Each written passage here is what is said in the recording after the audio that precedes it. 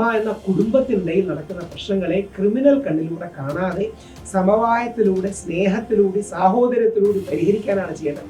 എൻ്റെ വിശ്വാസം ലാലേട്ടനാണെങ്കിലും മമ്മൂക്കയാണെങ്കിലും ശ്രീ മോഹൻലാലും ശ്രീ മമ്മൂട്ടിയും വലിയ ഗുരുകാരണവന്മാരെ പോലെ ഈ രംഗത്തുണ്ട്. അവരിടപെട്ട് ഈ പ്രശ്നം അവസാനിപ്പിക്കണമെന്നാണ്.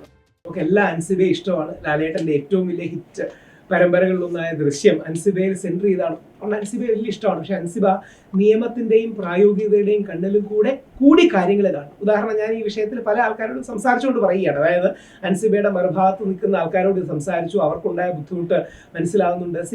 ഓൾറെഡി പോലീസ് അന്വേഷിച്ചു, അതിൽ കേസെടുക്കാൻ കഴിയില്ല എന്ന് പറഞ്ഞതിന് ശേഷം അൻസിബ വീണ്ടും കോടതിയിൽ പോയതാണ്. അപ്പോൾ പോലീസ് തീർച്ചയായിട്ടും ഓൾറെഡി ഒരു തവണ അന്വേഷിച്ചതാണ്, അതിൽ പ്രശ്നങ്ങളുണ്ട്. അൻസിബയുടെ വേദനയും വിഷവും മനസ്സിലാക്കുന്നു. അൻസിബയ്ക്ക് എന്താ പറയുക, എല്ലാവിധ പിന്തുണയും അൻസിബയ്ക്ക് കൊടുക്കണം. പക്ഷേ നിങ്ങളുടെ ഇടയിലുള്ള സൗന്ദര്യ പിണക്കങ്ങൾക്ക് ഒരു ക്രിമിനൽ വകുപ്പിട്ട് എടുക്കാനുള്ള ലിമിറ്റേഷൻസ് ഉണ്ട് എന്നൊരു തിരിച്ചറിവ് പലപ്പോഴും നമുക്ക് വേണം. അതോടൊപ്പം ശ്രീമതി ലക്ഷ്മിപ്രിയ പറയുന്നതും ശ്രീ ടിനി ടോം പറയുന്നതും കൂടി കേൾക്കണം. ശ്രീ ടിനി ടോമിനെ പോലുള്ള കലാകാരന്മാരെ, ജോയ് മാത്യു സാറിനെ പോലുള്ള വളരെ പൂർണ്ണമായും പിന്തുണയ്ക്കുന്നതിൻ്റെ കാരണം നിങ്ങളുടെ ഇടയിൽ അങ്ങോട്ടും ഇങ്ങോട്ടും അമ്മ എന്ന കുടുംബത്തിനിടയിൽ നടക്കുന്ന പ്രശ്നങ്ങളെ ക്രിമിനൽ കണ്ണിലൂടെ കാണാതെ സമവായത്തിലൂടെ, സ്നേഹത്തിലൂടെ, സാഹോദര്യത്തിലൂടെ പരിഹരിക്കാനാണ് ചെയ്യേണ്ടത്.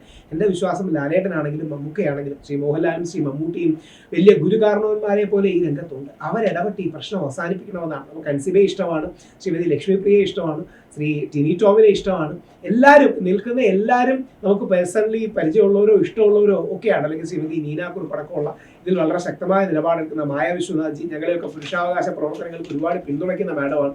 അതുകൊണ്ട് എല്ലാവരെയും നമുക്കറിയുന്നതാണ്. ശ്വേതാ മേനോൻ ഖാൻമാരോടൊപ്പം വരെ അഭിനയിച്ച് മലയാളത്തിൻ്റെ ഏറ്റവും വലിയ അല്ലെങ്കിൽ നോർത്തിൽ വരെ ഏറ്റവും ശക്തമായ സ്വാധീനം അറിയിച്ചതാണ്. അപ്പം അങ്ങനെ ഒരുപാട് പേര് ഈ രംഗത്തുണ്ട് എന്ന് നമ്മൾ തിരിച്ചറിയണം.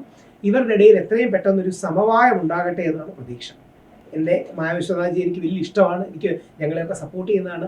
നമ്മൾ ഒരു കുടുംബത്തിനകത്ത് നിൽക്കുമ്പോൾ ചില വാക്കുകൾ നമ്മളെല്ലാവരും ഒരു ഒരു ഒരു സോഫ്റ്റായിട്ട് ഉപയോഗിക്കണമെന്നുള്ളതാണ്. എനിക്ക് സരവിനെ വ്യക്തിപരമായി അറിയത്തോലുമില്ല. പക്ഷേ പോയിസൺ അടക്കമുള്ള വാക്കുകൾ വേണോ എന്ന് നമ്മൾ ചിന്തിക്കണം. പരസ്പരം അങ്ങോട്ടും ഇങ്ങോട്ടും ദേഷ്യം കാണും, വിഷമം കാണും. അത് ഇപ്പോൾ സംഘടനയ്ക്കുള്ളിൽ പ്രശ്നങ്ങളില്ലേ, നമ്മൾ പ്രമുഖ രാഷ്ട്രീയ സംഘങ്ങൾ എടുത്തു നോക്കിയ കോൺഗ്രസും CPM-ഉം BJP-യും ഇവർക്കുള്ളിൽ പ്രശ്നങ്ങളില്ലേ.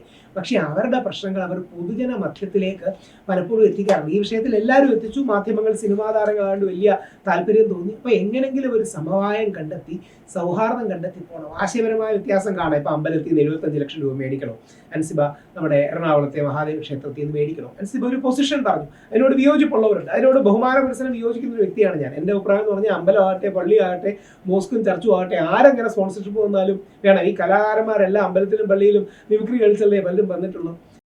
ഏറ്റവും പുതിയ വാർത്തകളും വിശേഷങ്ങളും വിരൽ തുമ്പിലറിയാൻ സീ മലയാളം ന്യൂസ് എല്ലാ ഡിജിറ്റൽ പ്ലാറ്റ്ഫോമുകളിലും ലഭ്യം.